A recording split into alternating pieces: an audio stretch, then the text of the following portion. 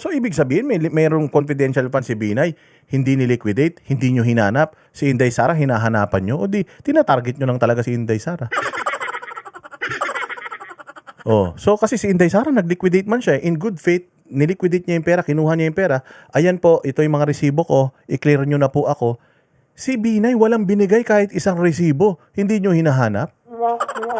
Taragis yan. Anong klase yan? Anong klaseng trabaho yan, boss? So, ang mga hinahanapan nyo lang, yung mga nagli-liquidate sa inyo, yung mga hindi nagli-liquidate, thank you, ganon? Galing mismo sa kanya yun eh. Since si VP Sara lang po yung nag-submit ng liquidation. Pero if So, since si VP Sara na so, ibig sabihin si Binay hindi nagsabit ng liquidation, ninakaw yung pera na yun. Yun ang nakaw. Tama?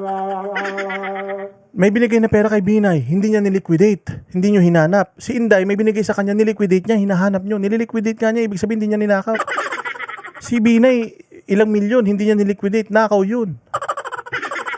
Tangin ng buhay to, Klaseng reasoning yan. Hindi mo alam. if I may clarify po. Ba't hindi mo alam? Nandun ka na noong 2014. Dapat alam mo yun eh. If I may clarify po, Your Honor. Ay yabang-yabang mo ngayon. Ano sabi ni Amy? Ay yabang-yabang mo ngayon. Kahapon nga, sinasabi mo, si Inday Sara lang may confidential funds. Malaman-laman natin, meron pala si Binay. Funds. Hindi, sinabi mo yun, di ba? Yes po, Your Honor. Tapos, kahapon, nung pinakita ng depensa, yung SARO na si VP Binay noong 22 December 2014, may binigay na 6 million kay VP Binay ang DBM. Alin ba ang totoo sa dalawang sinabi mo magkatunggali? Yung pinakita po kahapon ay special allotment release order po. Ano? So nagkakaroon po ng special allotment release order kapag Alam merong... ko kung ano ang SARO, matagal na, tumanda na po kami sa gobyerno. Yan ang problema eh. Bago ka lang. Ang tagal na ni Amy. Saro, i-explain mo sa kanya. Gago ka ba? Silang gumagawa ng budget. Tanga. Membro ng BICAM yan. Yung Congress at Senate nagtutulong para gawin yung budget para maging batas. Pipirmahan ni Bongbong yun. Sila gumagawa nun, bobo. Tapos ipapaliwanag mo sa kanya kung paano ang proseso ng Saro. Inan to, payabang eh. Hindi naman marunong. No? Pero hindi po kasi yan niliquidate sa ICFAO. So we wouldn't know if it was Hindi, used or pero not. Hindi ko magets eh. Hindi po kasi yan niliquidate sa IGFAO. Hindi ba taga IGFAO ka? Di ba ang trabaho mo, hanapin kung nasa napunta yung pera. Di ba, Rose Ande Jesus?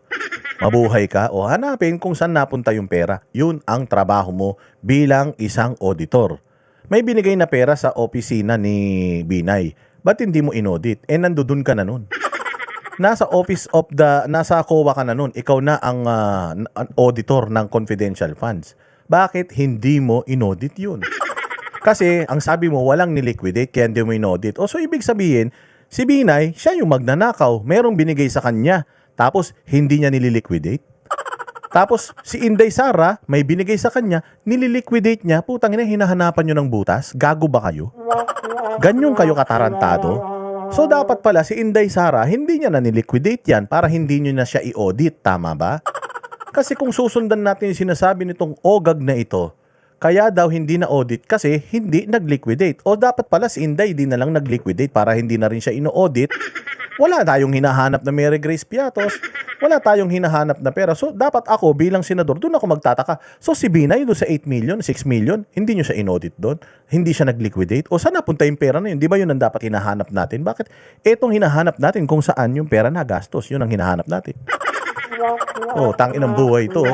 Ang gulo-gulo nyo talaga. SARO, may katibayan na hindi ka isa-isang VP, si VP Sara. Your Honor, since hindi po nagsabit ng liquidation, Teka. hindi rin po... Teka, nandun ka na sa ICBAO noong 2014, sabi mo, di ba? Yes po. O kaya nga, Opo. o di kahit si VP Binay may confidential funds, the only VP audited was VP Sara. If Ganun ba I- yun? Since si VP Sara lang po yung nag-submit ng liquidation. Pero if So, since si VP Sara na so, ibig sabihin si Binay hindi nagsabit ng liquidation, ninakaw yung pera na yun. Yun ang nakaw. Tama? May binigay na pera kay Binay, hindi niya niliquidate, hindi nyo hinanap. Si Inday, may binigay sa kanya, niliquidate niya, hinahanap nyo. Nililiquidate ka niya, ibig sabihin hindi niya ninakaw.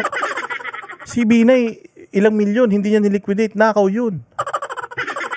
Tangin ng buhay to, Klaseng reasoning yan. Hindi mo alam. if I may clarify po. Ba't hindi mo alam? Nandun ka na noong 2014. Dapat alam mo yun eh. If I may clarify po, Your Honor.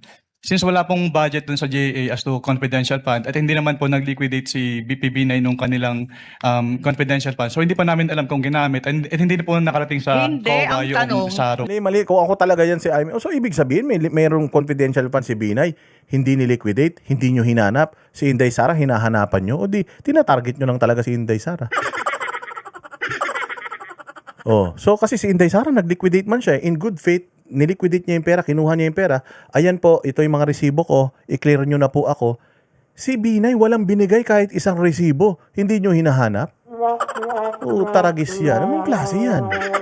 Anong klaseng trabaho yan, boss? So, ang mga hinahanapan nyo lang, yung mga nagli-liquidate sa inyo, yung mga hindi nagli-liquidate, thank you, ganon?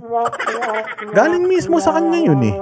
Galing sa bibig niya mismo. Hindi naman po kasi sila nag-liquidate ng, wala po kasi sagaa yun. Hindi po sila nag-liquidate. Kaya hindi na namin imbestigahan, hindi na namin hinanap. Utang ina yan. Pera pa rin yan eh. Hayop naman yan. nabigyan ng confidential funds, humingi at nabigyan. May SARO eh. We wouldn't know Yun if lang it is naman ang used. tanong eh. Of course, you know, may SARO. Sinabi Sabi niya, you wouldn't know if they used it. Paano mo nga malalaman kung ginamit ni Binay yun? Hindi nyo nga inimbestigahan. Hindi mo inimbestigahan, boss. Kung inimbestigahan mo sana, hinanap mo kay Binay, nasa na yung liquidation nito dahil binigyan ka, di sana alam mo. So ngayon, dahil hindi nag-liquidate, hindi mo alam kung ginamit ba yung pera. O di dapat, iniimbestigahan din yun. Bakit si Inday Sara lang? Ayan tayo eh. mo nga, totoo yung sarong yun. Anyway, alin ang totoo? Si VP Binay o si VP Sara? Talaga bang totoo yung dalawa o iisa lang? We don't know. Ang based on our records po, si VP Sara lang po yung may liquidation. So maraming we don't know ang COA? Ganun ba yun? Ang based on our records po, si VP Sara lang po yung nag-liquidate ng confidential fund. Eh may record nga ng SARO. Maraming salamat. Kindly wind up. Presiding Judge. Thank you. Galing. O, huli. Sapul. Sa liig ang tama. Ba't ako nawala? O, sa liig ang tama.